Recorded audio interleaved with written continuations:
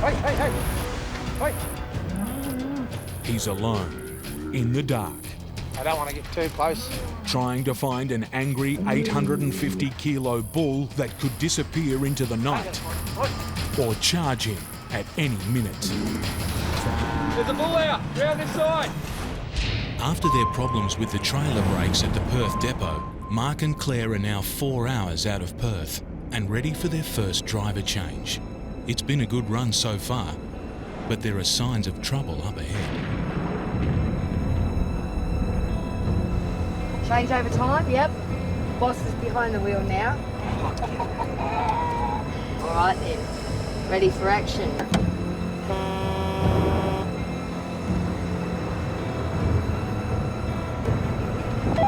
You're heading into one almighty storm. Take it easy. You too, keep it safe. The Weather Bureau is warning of severe thunderstorms with hail, gale force winds and flash flooding. One of the worst storms to hit the area in years. We've got water over the road in front of us in the next probably 20 minutes, and we're actually going into the storm now. We're driving into where it's going to get hairiest. It's going to get dangerous, but Mark knows however hazardous the conditions are, he has to let Claire deal with it. Being in the bunk, you're at the most vulnerable. Somebody else is in charge of the whole show. I'm not incredibly brave. I have a lot of trust in my fellow driver.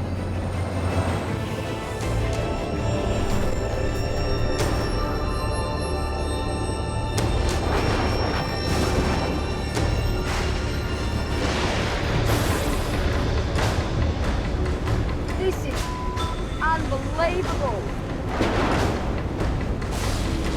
Wind's pushing the truck all over the road. Jesus Christ. Oh, this is dangerous stuff, man. The combination of darkness, wind and heavy rain is a nightmare for any driver. But Claire is in a truck that weighs just under 80 tonnes and is travelling at 100 kilometres an hour. This is severe shit, man. Conditions are treacherous. Visibility is down to less than 10 metres. I worry about the people that are coming towards me. This is when things can get pretty nasty. We keep going no matter what. You know, you've got to just keep rolling and do the best you can with what you've got. The gusts outside could blow Claire's trailer clean over. Oh, this is where a combination of no experience or not knowing the roads, not knowing your vehicle, you can come unstuck here really badly.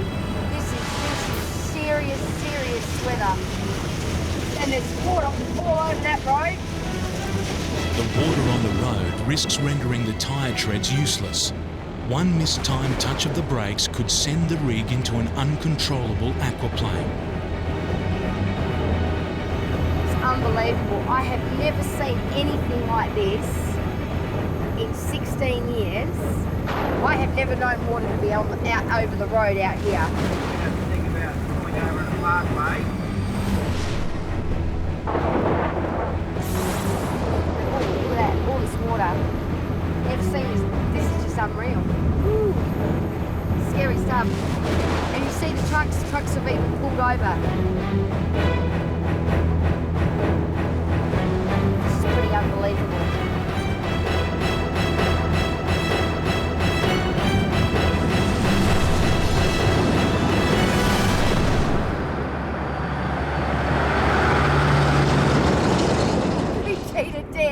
We cheated death. We made it, brother. We made it. It's all good. It's all good. We are sticky side down and shiny side up. That's a good thing. It was just a great buzz. Your adrenaline's running, and it's moments like that that you really know you're alive. Beautiful. We've still got our back trailer on, so that's a good sign. Just a few kilometres in, Steve meets the first obstacle in his path. A river crossing. The water level is low, but it could still be hiding plenty of surprises. Potholes, rocks and sandbars can bring even the most powerful road train to a halt. Steve has to tiptoe his way across. They still have 300 kilometres to go, and the delays have cost them precious time. With pressures mounting, another of Steve's old enemies rears its head. Corrugations. They up the wear and tear on everything. I mean, everything's sitting there getting vibrated away. They're a series of regular bumps in the road, caused by traffic running over them for weeks, months and years on end. At their worst, it's like driving on an assault course. His load is taking an even greater hammering. All we can do is basically walk the load in like this.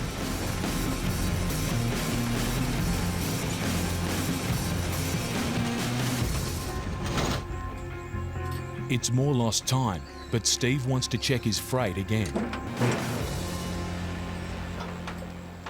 There's a problem.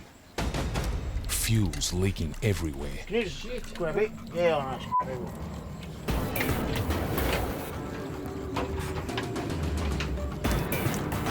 It's a dangerous situation. You really don't want all that splashing around in there, do you?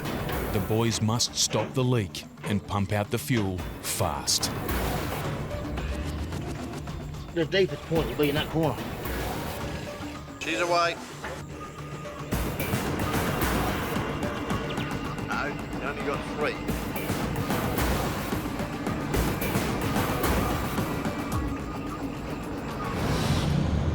Having patched up a dangerous fuel leak, Steve Graham has come across yet another problem.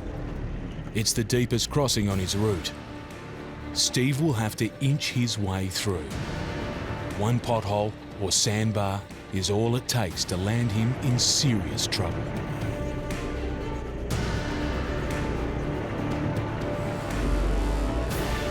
He's through the river, but the road has another trick up its sleeve.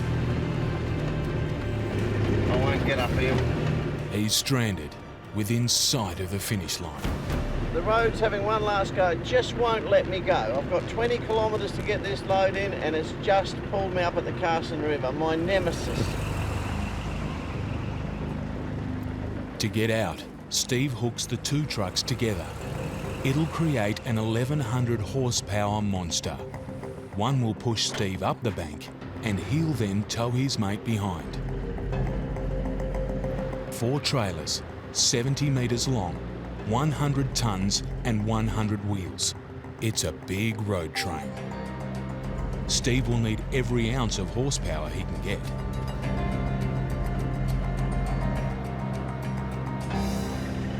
Look at them all skedaddle. While the Carson River is behind him, the road to Columbaroo never gives in. At this point, you start to think you've nearly beaten this road, because I've probably only got about 10 k's to go to get into town. And this bloody road, just before I get into town, just becomes a rock. Just a flat rock shelf. Finally, it's the sight he's been waiting for. Steve's battered and bruised, but he's made it over the line. Darryl Wright has his hands full, loading a Star Rodeo bull alone. This bull's sports machine. Sports machines as mean as they come.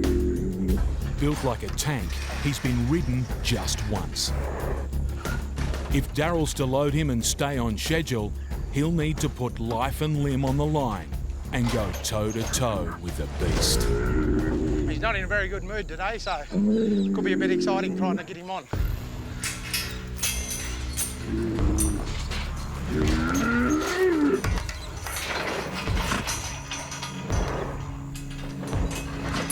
Load up, 40. Load up. Load up, 40. A hollow plastic pipe won't hurt Sports Machine, but it's all Darryl has to keep him at bay. Get up, sports machine. Get up. Load up. Get up.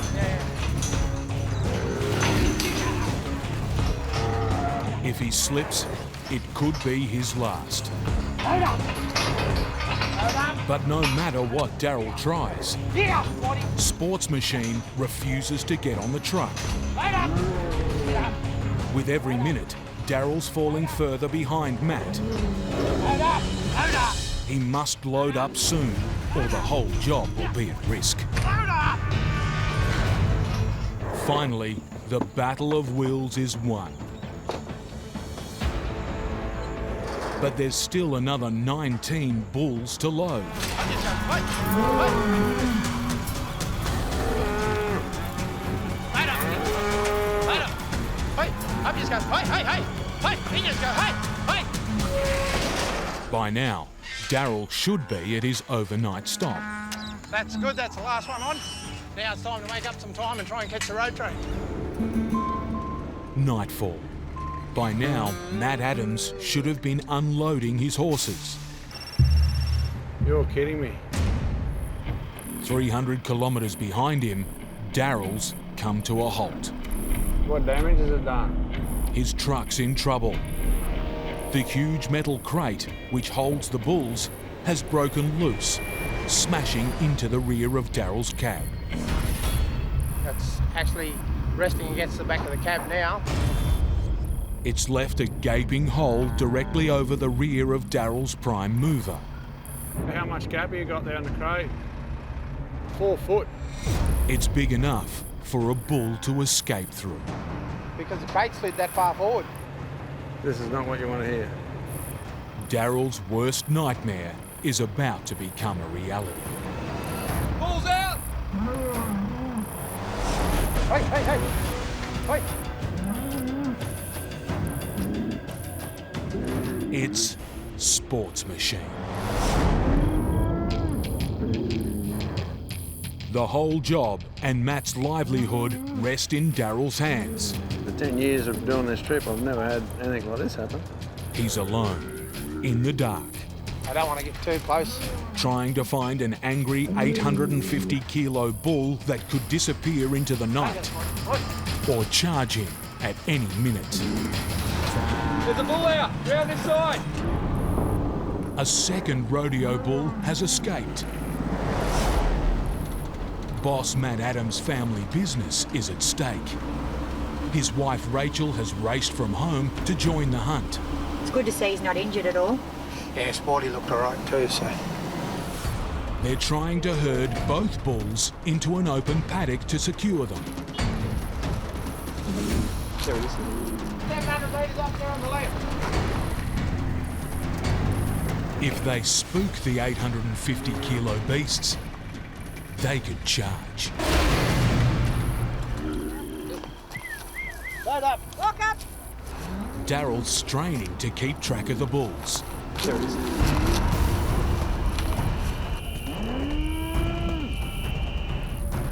If one charges at him now, he'll never see it coming.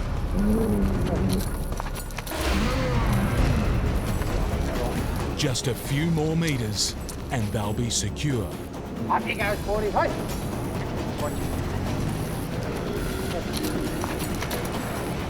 Oh, there he goes. Finally, He's in. everyone's safe. Now the race is on to catch up with Matt and make the rodeo. This ain't the place to be with a bushfire and a wind like this. 500 kilometres north of Perth, tanker driver Sludge could be heading into trouble.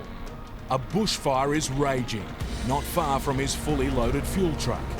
He needs to put in an urgent call to the state fire services. Paul from Oil Tech. Yeah, we're on scene at the moment, mate. We're just in the catchment area near the town site, and we're just working our way around it at the moment, over. Oh, Roger, so it's not coming across the town? The wind is actually taking it away from town, over. Roger, thanks for that. Good news, it's not going the way we're going, so it's going the opposite way. We're at the Shire, one of their out camps. They do all the maintenance on the roads, so we're just going to fill their tanks up for them. One of those dusty, shitty days, so it's going to be like that, I think. His first delivery to the road crew should be quick and easy. Or at least, that's the plan. Got to be another one of those jobs. Someone's locked it and they haven't left the key for it. No, it's locked. I'll go and make a phone call and see who's around. Otherwise, I can't fill it. At 9,000 litres, it's a big delivery. Sludge doesn't want to leave the road crew high and dry. This is where the sat phone becomes handy, because there's no phone coverage up here, so... Bundy, Sludge, can you give us a ring when you get this message? Cheers, mate. That means we need to find somebody else if he's not going to answer us. Kirriba Station, you on channel, Colleen or William. Basically, we can't fill the tank, and they can't do anything without the fuel. We'll have to sit and wait and hope for, hopefully Bundy will ring us back or something. With every passing minute, he's falling further behind, putting his other customers and the rally at risk. Jesus Christ. If he can't get moving soon, Sludge's race will be run. Anyone on channel at Kirriba Station? Sludge from Oil Tech. Lost the satellite. Can't get anyone to come and unlock this thing. We're just going to have to go because we've got to get down there for the race. Finally, he's managed to reach the camp owners. I'll fill the maintenance crew one and then head down.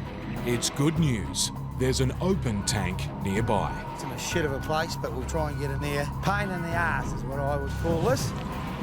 Anyhow, you got to deal with it every day.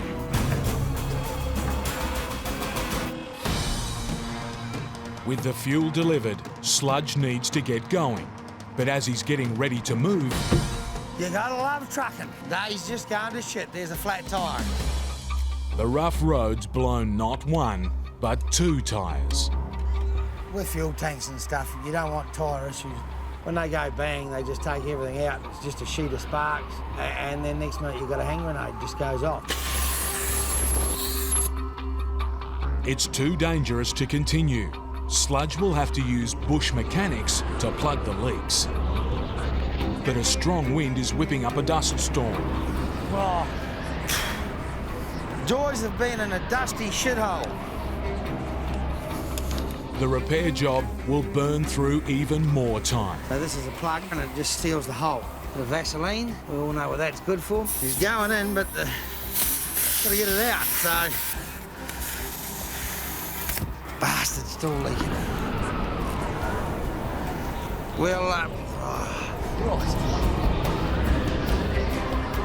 We'll try another one, a small one. It must be a bigger hole than it is. Until finally... They might have just fixed it, I hope. After crawling around in the dirt, little thing all the time. Sludge has had his fill. In the red centre, Brad's battling a detour through soft sand. Yeah, I just put the diff locks in to give us a bit more traction. Yep, just dragging through here. Clear of the soft sand, but not clear of trouble. Yeah, we're just coming out of the roadworks. It's, yeah, now the corrugation will kick off here and start to get worse as we go. To move an entire workers' camp, Brad needs to tackle this stretch 10 times, damaging the road more with each pass. Yeah, it's starting to chop up a bit through here.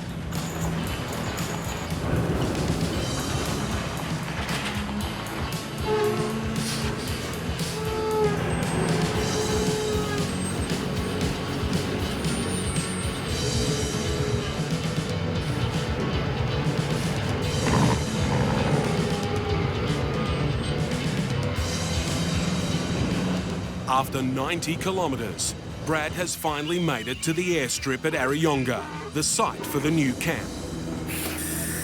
I'll just unhook the trailers and drop them here. It'll be the best spot to leave them for tonight till I get back in the morning with this loader. Before he can unload the building, Brad needs his loader. That means a return trip across the bumps. Again.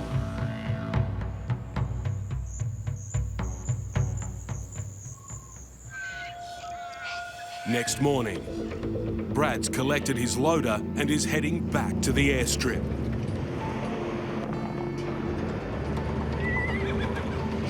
As predicted, the road has deteriorated. Starting to get a bit torn out on the edges of the road here with all the traffic running off the sides here.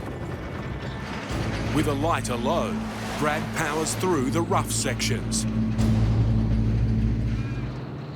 But as he closes in on the new campsite, an old worry is weighing on his mind. Hopefully the Land Council permits and all come through shortly so we can get a bit of a crack on with it. Without the permits, Brad can't move any more gear. And now, more dramas. Run a bit tight to that other trailer there. I'll just have to get out and check it.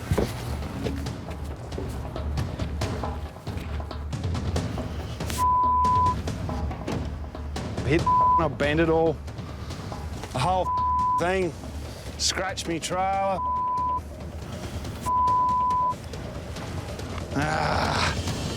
Oh, just taking all the paint off the side of the trailer. I've never put a scratch on this truck in 2.5 years. A moment's inattention. It's not good at all. The bosses won't be happy. And Brad has collided with the parked trailer. Yeah, it was pretty tight coming around there, yeah. I just took my eyes off for a second watching the other side, and here's what it is now. I'll have to unravel it all and get back around out of the road.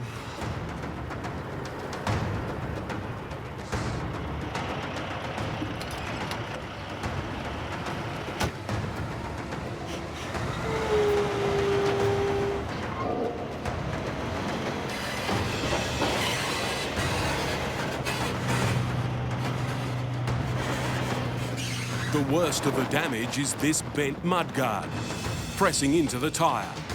Pull that back away from that wheel so at least we've got a bit of clearance there. I don't know if it'll straighten right up. Eyes off the ball for 1 minute and look what happens.